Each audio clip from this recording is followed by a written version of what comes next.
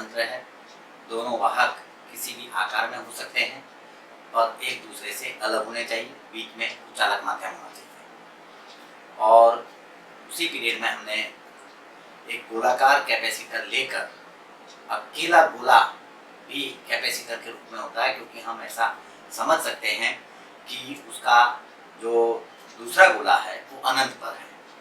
तो ऐसे अकेले गोले को हम रखकर हमने कैपेसिटेंस ज्ञात किया था और उसका कैपेसिटेंस का सूत्र भी बनाया था। और उसका सूत्र था किसी भी गोलाकार कैपेसिटर, अकेले गोलाकार कैपेसिटर का कैपेसिटेंस का सूत्र C बराबर 4πε0 इंटू R, जहाँ R गोले की, वाहक गोले की त्रिज्या है। अकेले गोलाकार कैपेसिटर का कैपेसिटेंस गोले की त्रिज्या पर निर्भर करता है और उसके आसपास जो भी कुचालक माध्यम है उस पर निर्भर करता है। पर यह भी हमने सीखा था कि कैपेसिटर जब हम बनाते हैं तो एक वाहक के बदले दो वाहक का उपयोग किया जाता है। हमने कारण सहित समझा था उसको। आज हम ऐसे ही दो वाहक से बनने वाला और बहुत ज़्यादा व्यवहारिक कैपेसिटर को सीखेंगे और उसका कैपेसिटेंस का सूत्र भी बनाएंगे। और वो कैपेसिटर है समांतर प्लेट कैपेसिटर, समांतर पट्टिका संधारित्र।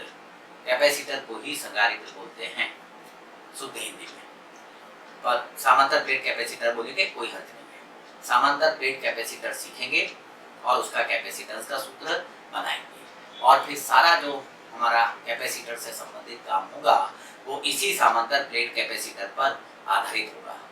तो आज हम समांतर प्लेट कैपेसिटर को समझने जा रहे हैं पूरी तरह से। तो सबसे पहले समांतर प्लेट कैपेसिटर, समांतर प्लेट, समांतर प्लेट कैपेसिटर, इसी को हम ये भी कह सकते हैं समांतर पट्टिका संधारित्र। समांतर पट्टिका, प्लेट को पट्टिका और कैपेसिटर को शुद्ध हिंदी में संधारित्र कहते हैं। समांतर पट्टिका संधारित्र, इसको हम सीखेंगे व्यवस्थित। तो समझें समांतर प्लेट कैपेसिटर क्या है।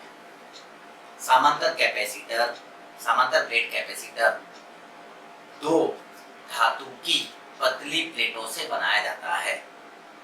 दोनों प्लेटों का आकार समान होना चाहिए और दोनों एक दूसरे के समांतर होनी चाहिए और दोनों अमुक दूरी पर होनी चाहिए। धातु की दो प्लेटें लें, समान आकार की लें, दोनों को समांतर रखें और अमुक दूरी पर रखें, या उनके बीच में हवा हो तो भी चलेगा और कोई माध्यम, कुचालक माध्यम रखेंगे तो भी चलेगा।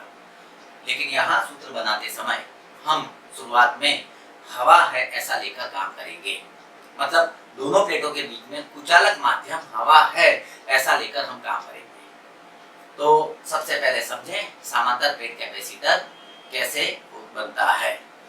तो ये रही धातु की एक प्लेट, प्लेट है, धातु की है ये, और इसी आकार की ये रही दूसरी प्लेट। तो प्लेटें लें, ये रही दूसरी प्लेट। दोनों का क्षेत्रफल समान है, आकार भी समान है और दोनों अमुक दूरी पर अलग अलग रखी गई है। बीच में, दो प्लेटों के बीच में हवा हो सकती है, कोई भी कुचालक माध्यम होता है। अब इसे थोड़ा सा मैं डंडी रखता हूं, धातु की डंडी है। इसी को हम समांतर प्लेट कैपेसिटर समझते हैं। दो धातुओं की प्लेट होनी चाहिए, दोनों का आकार समान होना चाहिए, क्षेत्रफल, और दोनों को अमुक दूरी पर रखना पड़े। ये रहा समांतर प्लेट कैपेसिटर। और ये कैपेसिटर का जो प्लेटों का क्षेत्रफल है, दोनों प्लेटों का क्षेत्रफल वो A है और दोनों जो प्लेटें हैं, समांतर प्लेटें हैं, उनके बीच की दूरी D है। दोनों प्लेटों के बीच की दूरी D है और क्षेत्रफल A है और अभी बीच में हवा है। और हम इस समांतर प्लेट कैपेसिटर, यही समांतर प्लेट कैपेसिटर है, इसका हम कैपेसिटेंस का सूत्र बनाएंगे। लेकिन उसके पहले अगर हमारे पास समांतर प्लेट कैपेसिटर है तो पहले हम ये सीखें कि इसको कैसे आवेशित करते हैं। उसको आवेशित करेंगे, आवेशित करने के बाद हम कैपेसिटेंस का सूत्र बना सकते हैं। इसको कैसे आवेशित करेंगे वो भी समझ लेंगे। कोई भी समांतर प्लेट कैपेसिटर को आवेशित करने के लिए कैपेसिटर के एक प्लेट पर, समांतर प्लेट कैपेसिटर में एक प्लेट पर धन आवेश होता है और दूसरे पर ऋण आवेश होता है। तो इसको कैसे आवेशित किया जाता है? तो इसको बैटरी द्वारा आवेशित कर सकते हैं। किसी भी सेल या बैटरी के द्वारा हम इसको आवेशित कर सकते हैं, विद्युत कोष द्वारा आवेशित कर सकते हैं। तो ये रही बैटरी। सूखा कोष लिया है सरलता के लिए, और सूखे कोष में ये जो होता है ये बैटरी का धन ध्रुव है, और ये वाला जो है ये बैटरी का ऋण ध्रुव है। बैटरी लिया, हर बैटरी का वोल्टेज होता है, हर एक बैटरी का ईएमएफ होता है, वोल्टेज होता है। लेकिन बैटरी का वोल्टेज, ये सब बातें हम अगले थर्ड लेसन में सीखते हैं, इसलिए यहाँ पर मैं सीधा बात कर रहा हूँ कि बैटरी होगी तो उसका वोल्टेज होगा। वो वोल्टेज क्या होता है अभी ख्याल आएगा। तो एक सूखा कोष लिया, ये दो धातु की प्लेटें हैं, वाहक प्लेटें हैं, समांतर हैं, डी दूरी पर है, ए क्षेत्रफल वाली है। हम इस कैपेसिटर को पहले आवेशित करना सीखें।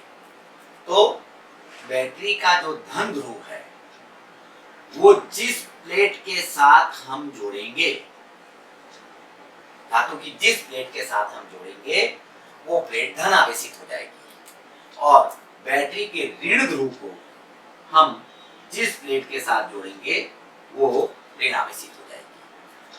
धन ध्रुव को हमने इस प्लेट से जोड़ा है, इसको मैं प्लेट 1 बोल देता हूं और इसको मैं प्लेट 2 बोलता हूं। धन ध्रुव को प्लेट 1 के साथ जोड़ा, ऋण ध्रुव को प्लेट 2 के साथ जोड़ा। ये प्लेट धन आवेशित बनी, धन आवेशित बनी। इस पर अमुक मात्रा का आवेश आया जिसको हम Q कह सकते हैं, और ये प्लेट ऋण आवेशित बनी। जितना आवेश इस पर आता है धन प्रकार का, उतना ही आवेश इस पर आता है। ये ऋण प्रकार का आवेश है, ये ऋण आवेशित बनी। दो प्लेटें थी, एक धन आवेशित बनी और दूसरी ऋण आवेशित बनी। ये प्लस Q और ये माइनस Q। तो देखो बैटरी क्या कर रही है। यहाँ पर बैटरी कैपेसिटर को आवेशित कर रही है। कैपेसिटर की दो प्लेटों पर आवेश प्रस्थापित करती है।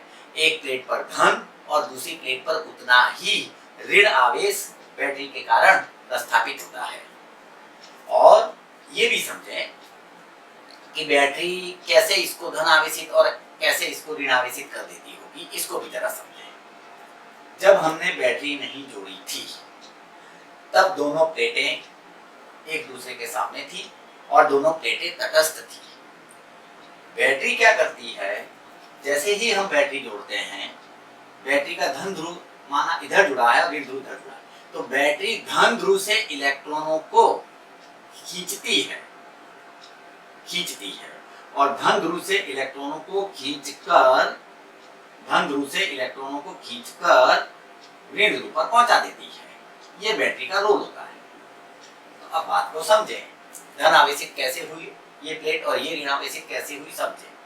यहाँ से शुरू में तो दोनों तटस्थ थी, बैटरी जोड़ने पर बैटरी ने यहाँ से इलेक्ट्रॉन दूर किए, खींचे, तो यहाँ पर तटस्थ प्लेट में से कोई भी तटस्थ पदार्थ में से जब इलेक्ट्रॉन दूर होते हैं तो वो धन आवेशित बनती है, और जिस कोई तटस्थ पदार्थ पर इलेक्ट्रॉन आते हैं, अतिरिक्त के इलेक्ट्रॉन आते हैं, वो ऋण आवेशित बनती है। तो बैटरी इस तरह से किसी प्लेट को धन आवेशित करती है और दूसरे को उतना ही ऋण आवेशित करती है। मानो यहाँ से 1000 इलेक्ट्रॉन, मान रहे हैं यहाँ से 1000 इलेक्ट्रॉन बैटरी के द्वारा खींचकर यहाँ प्रस्थापित किए गए, तो जितना धन आवेश इस पर आएगा, 1000 इलेक्ट्रॉन चले गए, तो Q = N का हिसाब लगाकर हम कितना धन आवेश आएगा वो हम ज्ञात कर सकते हैं। तो जितना धन आवेश यहाँ आएगा उतना ही ऋण आवेश यहाँ आएगा। इसको कैपेसिटर का चार्जिंग होना कहते हैं। कोई भी समांतर प्लेट कैपेसिटर को हम एक विद्युत कोष द्वारा हम बहुत आसानी से उसको आवेशित कर सकते हैं या चार्ज कर सकते हैं। इसी घटना को चार्जिंग कहते हैं। कैपेसिटर आवेशित हो गया और जो हम सूत्र बनाने जा रहे हैं समांतर प्लेट कैपेसिटर में, उसका हम कैपेसिटेंस समझेंगे कैसे ज्ञात होता है। उसमें कैपेसिटर का आवेशित होना जरूरी है। कैपेसिटर आवेशित होगा तब हम उस सूत्र को आसानी से बना पाएंगे। तो सबसे पहले हम समांतर प्लेट कैपेसिटर को समझें। समांतर प्लेट कैपेसिटर दो वाहक से बना होता है, दो प्लेटों से बना है। दोनों का क्षेत्रफल और आकार समान है और दोनों अमुक दूरी पर एक दूसरे के समांतर रखे जाते हैं। ये हुआ समांतर प्लेट कैपेसिटर। समांतर प्लेट कैपेसिटर को आवेशित करने के लिए हमने बैटरी लगाई और बैटरी ने क्या किया वो भी हमने देखा। और इसी समांतर प्लेट कैपेसिटर के लिए हम अब कैपेसिटेंस का सूत्र बनाएंगे।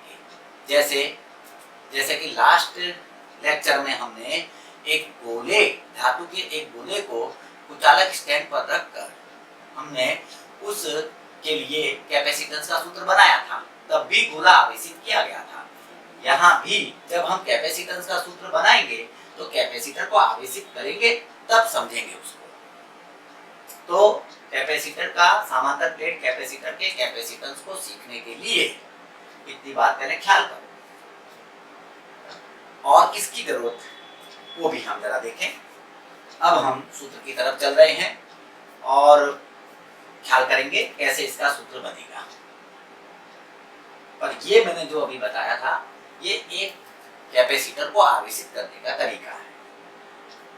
अगला हम जो सीखेंगे वो समांतर प्लेट कैपेसिटर का कैपेसिटेंस का सूत्र बनाएंगे और समझेंगे।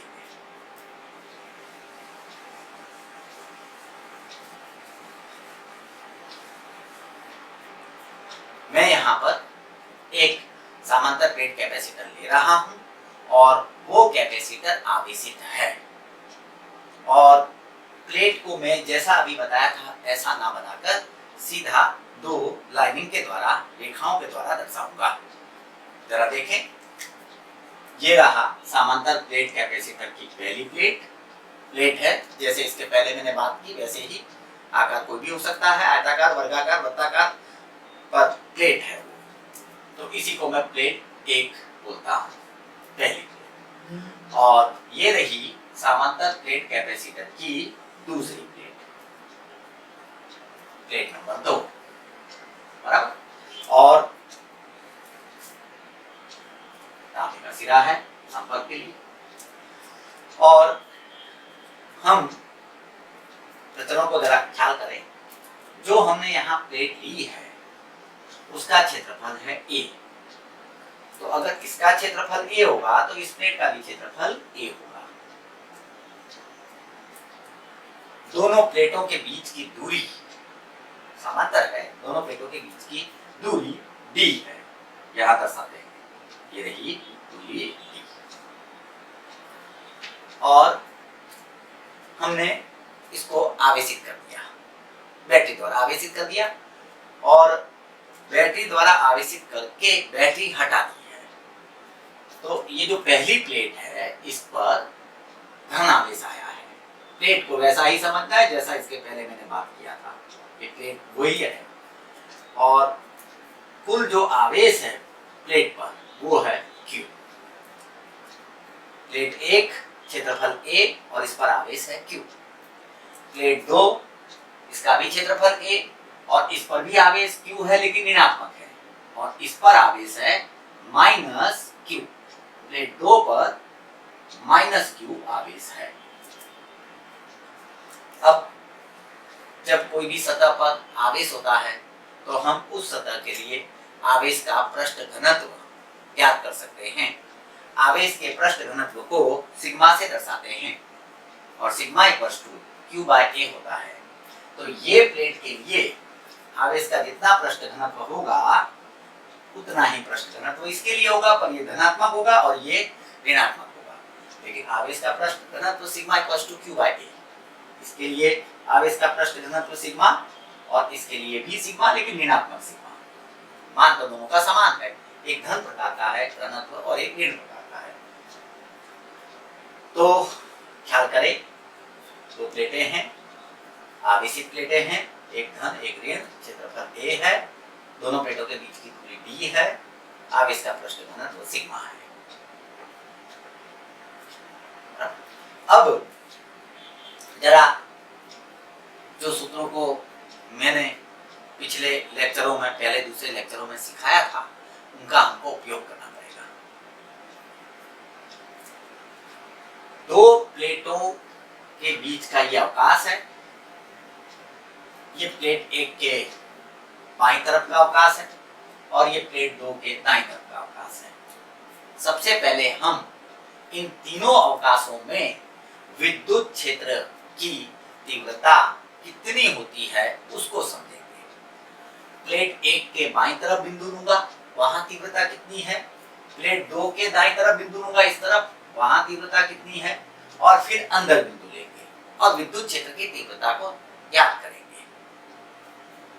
और ये भी चर्चा हुई थी, ये भी थोड़ा बता दूं कि किसी आवेशित प्लेट, फिर से बता दूं कि किसी आवेशित प्लेट के कारण, जैसे ये रहा एक आवेशित प्लेट, अकेली आवेशित प्लेट, और ये धन आवेशित है, बराबर, ये धन आवेशित प्लेट है। इतने को रफ समझना, रफ मतलब इसका हम उपयोग करेंगे थियरियों में। इस थियरी में ये धन आवेशित प्लेट है, आवेश का पृष्ठ घनत्व सिग्मा है। हमने सीखा था कि कोई भी आवेशित प्लेट विद्युत क्षेत्र पैदा करती है, विद्युत बल रेखाएं भी सीखी थी।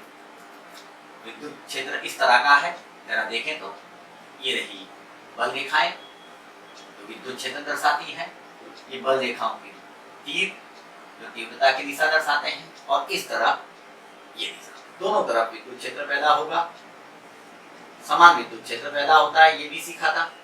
और तीव्रता का सूत्र भी हम सीख चुके हैं। फिर भी जरा ख्याल करें रफ में सीखकर।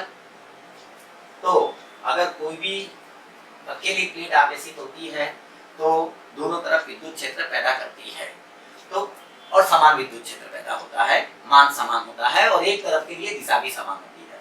तो इस बिंदु पर प्लेट के दाईं तरफ कोई भी बिंदु लो, इस बिंदु पर जो तीव्रता का मान होगा, हमने सीखा था एक प्लेट के कारण किसी भी बिंदु पर तीव्रता का मान E बराबर सिग्मा बाय 2 एप्सिलॉन नॉट होता है। ये मान है, हर बिंदु पर तीव्रता का मान समान है, और इस तरफ के लिए तीव्रता ये दिशा में है, तो ये है तीव्रता का मान। और अगर बिंदु P मैं यहाँ लूं तो यहाँ तीव्रता की दिशा क्या होगी उसको भी समझें। तो यहाँ धन रखकर चेक कर ले दिशा क्या होगी। ये रखा थोड़ी देर के लिए धन, परीक्षण धन, ये भी धन है, ये भी धन है। अपाकर्षण बल लगेगा, और अपाकर्षण का मतलब है ये दिशा में बल लगेगा, तो तीव्रता ये दिशा में होगी। ये है तीव्रता की दिशा, और ये है मान, ये है दिशा और ये है मान। इसी सूत्र का उपयोग करके हम कैपेसिटर के दो प्लेट के दाईं और बाईं तरफ, दाईं बाईं तरफ और बीच के अवकाश में सबसे पहले विद्युत क्षेत्र ज्ञात करेंगे। पहला काम वही होगा। और यहाँ जो मैं बता रहा हूँ, ये जो पीछे सूत्र हुए हैं उनके कारण मैं यहाँ पर उसको रफ के रूप में रखकर यहाँ उपयोग करने वाला हूँ। अब शुरू करते हैं। सबसे पहले मैं प्लेट एक के दाईं तरफ, इस प्लेट एक के बाईं तरफ बिंदु लेता हूँ। ये लिया बिंदु, ये बिंदु को मैं बोल देता हूँ, जो भी नाम देना चाहो, पी बोल देता हूँ। और ये बिंदु पर ये जो दो आवेशित प्लेटें हैं, एक धन और एक ऋण, उनके कारण ये बिंदु पर तीव्रता कितनी होगी, ये सभी बिंदुओं पर प्लेट एक के बाईं तरफ इस जगह पर सभी बिंदुओं पर तीव्रता कितनी होगी, हम उसको याद कर रहे हैं। चलो देखें, बिंदु P पर पहली प्लेट के कारण, ये वाली धन आवेशित प्लेट के कारण जो तीव्रता पैदा होगी उसका मान और उसकी दिशा मैं लिख रहा हूं। तो पहले मैं यहां धन रखूं, धन रखने से दिशा का पता चल जाता है।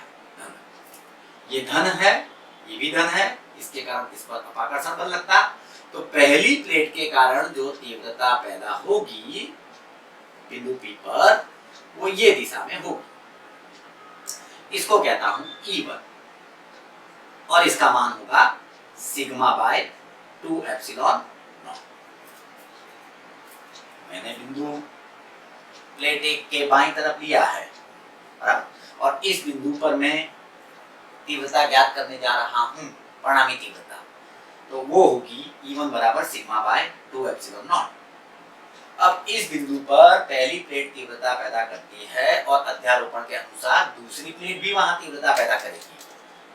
दूसरी प्लेट के कारण इस बिंदु पर जो तीव्रता पैदा होगी उसको ख्याल करें, पृष्ठ घनता इसकी भी सिग्मा है और ये ऋण आवेशित है और ये काल्पनिक धन है या परीक्षण धन है, तो इसके और इसके बीच में आकर्षण बल होगा, तो इसके कारण इस पर आकर्षण बल लगेगा, मतलब दूसरी प्लेट के कारण जो तीव्रता पैदा होगी वो ये दिशा में होगी और इसको कहता हूं E2। E2 बराबर सिग्मा बाय 2 एप्सिलॉन नॉट। तो जरा देखें, बिंदु P पर देखें, बिंदु P कैपेसिटर के इस तरफ का बिंदु है। बिंदु P पर दो तीव्रताएं पैदा हो रही हैं, दोनों के मान समान हैं और दिशाएं विपरीत हैं। तीव्रता सदिश राशि है, मान समान है, दिशा विपरीत है, तो जो परिणामी तीव्रता होगी उसका मान हो जाएगा 0, E = 0। इसका मतलब ये हुआ कि कैपेसिटर की ये वाली जो प्लेट है, धनावेशित प्लेट है, प्लेट 1, उसके बाईं तरफ का जो अवकाश है, ये वाला सब अवकाश, वहां कोई तीव्रता नहीं होगी। एक प्लेट तीव्रता पैदा कर रही है लेकिन दूसरी प्लेट भी वहां उतनी ही तीव्रता विपरीत दिशा में पैदा कर देती है, दोनों तीव्रताएं एक दूसरे को निरस्त कर देगी, तो जो परिणामी तीव्रता होगी वो होगी 0। ऐसा ही सिनारियो प्लेट 2 के दाईं तरफ भी हो रहा है, उसको भी जरा देखें। जरा प्लेट 2 के दाईं तरफ बिंदु लेकर देखें। ये मैंने लिया बिंदु P' और इस बिंदु पर ये दोनों प्लेटें तीव्रता पैदा करेंगी और उसकी दिशा के लिए हम धन रखकर देखते हैं। ये रखा धन, तो पहली प्लेट के कारण वहां जो तीव्रता पैदा होगी ये धन है, ये उस पर अपाकर्षण बल लगाएगा, मतलब दिशा ये होगी। पहली प्लेट के कारण तीव्रता ये दिशा में, E1 = sigma by 2 epsilon not, ये मान है। पहली प्लेट के कारण उस बिंदु पर तीव्रता का मान सिग्मा बाय 2 एप्सिलॉन नॉट और दूसरी प्लेट के कारण उस बिंदु पर तीव्रता, तो ये ऋण है और ये धन है, ये ऋण इस धन पर आकर्षण बल लगाता, मतलब तीव्रता ये दिशा में होगी, तो दूसरी प्लेट के कारण यहाँ जो तीव्रता होगी उसका मान भी होगा सिग्मा बाय 2 एप्सिलॉन नॉट। तो जो घटना यहाँ घटती है इस प्लेट के बाहर बाईं तरफ, वही घटना इस प्लेट के दाईं तरफ घट रही है, मतलब कैपेसिटर के इस अवकाश में घट रही है। दो तीव्रताएं हैं, दोनों के मान समान हैं और दिशा विपरीत है, तो यहाँ भी जो परिणामी तीव्रता होगी उसका मान होगा 0। तो जब कैपेसिटर आवेशित करते हैं, बैटरी द्वारा हमने आवेशित किया था, तो कैपेसिटर की दोनों प्लेटों के बाहर, दोनों प्लेटों के अंदर भी, बाहर के अवकाश में विद्युत क्षेत्र नहीं होता, परिणामी तीव्रता 0 होती है। अब जरा अंदर की भी बात कर लें। अब ये धन आवेशित प्लेट है, ये ऋण आवेशित प्लेट है, अंदर एक बिंदु लेते हैं, ये लिया अंदर बिंदु, नाम दे देते हैं P', कोई फर्क नहीं पड़ता। अब ख्याल करें, धन आवेशित प्लेट के कारण ए बिंदु पर तीव्रता पैदा होगी, धन के कारण जो तीव्रता पैदा होगी, ये धन इसलिए रखता हूं ताकि दिशा समझ में आ जाए, वो ये दिशा में होगी, बराबर ये। और इस पहले इसको प्लेट 1 कहा था, तो E1 = sigma by 2 epsilon not. ये ऋण आवेशित प्लेट है, ये भी यहाँ तीव्रता पैदा करेगी और इसके कारण यहाँ जो तीव्रता पैदा होगी वो ये दिशा में होगी, और इसका भी मान E2 equals to sigma by 2 epsilon not होगा। अब बात को जरा समझिए, अंदर के बिंदु के लिए दोनों प्लेटें समान दिशा में तीव्रता पैदा कर रही हैं, तो जो परिणामी तीव्रता होगी E, वो दोनों के योग के बराबर होगी। दो सदिश की दिशाएं समान होती है तो परिणामी के लिए हम दोनों को जोड़ते हैं मान के लिए। तो E बराबर E1 प्लस E2, तो E बराबर sigma by 2 epsilon not plus sigma by 2 epsilon not, तो E बराबर sigma by 2 epsilon plus upper sigma, E बराबर सिग्मा बाय एप्सिलॉन, समीकरण 1। तो हम यहाँ पर ये समझ रहे हैं कि जब समांतर प्लेट कैपेसिटर को हम आवेशित करते हैं तो उसके बीच के अवकाश में विद्युत क्षेत्र होता है और वो विद्युत क्षेत्र का मान E बराबर सिग्मा बाय एप्सिलॉन नॉट जितना होता है। और प्लेटों के बाहर के अवकाश में, इस प्लेट के बाहर और उस प्लेट के बाहर, तीव्रता शून्य होती है। और क्यों होता है वो भी हमने समझा। ठीक है,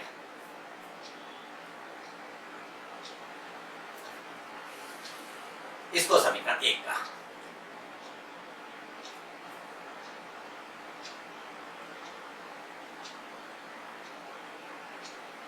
अब दूसरी बात, समीकरण 1 हमने प्राप्त किया। अब और एक बात इसी के संदर्भ में,